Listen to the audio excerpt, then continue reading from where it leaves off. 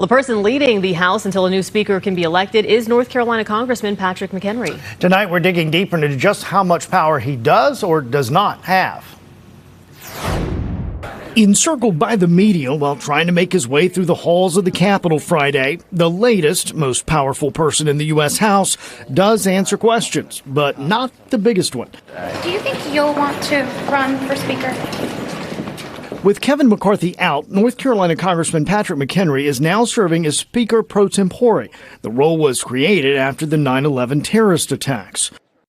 In anticipation of a situation where a speaker was killed or incapacitated as part of an attack, it was an effort to create what they call a continuity of government so that the government could function while it was reconstituted.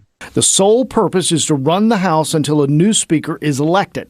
But that doesn't mean McHenry's power is limited to just overseeing that election.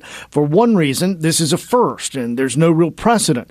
UNC professor Jason Roberts is an expert on the U.S. Congress. So we're really in uncharted territory.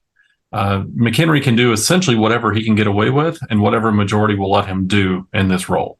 The fundamental thing to remember about the House of Representatives is a majority can do whatever it really wants to do at any time it wants to do it. So if a majority wants him to move forward and behave as a speaker, he can do that. Whether that is emergency legislation, moving ahead with the budget, or other laws. Representative McHenry is known as being a very astute legislative player.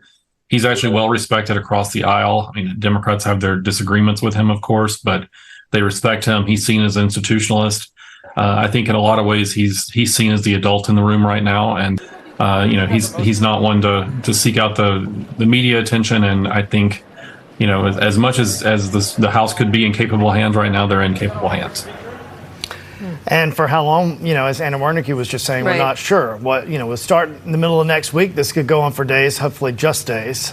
We saw what happened in January, so we'll see. We'll follow it. All right, Russ, thank you.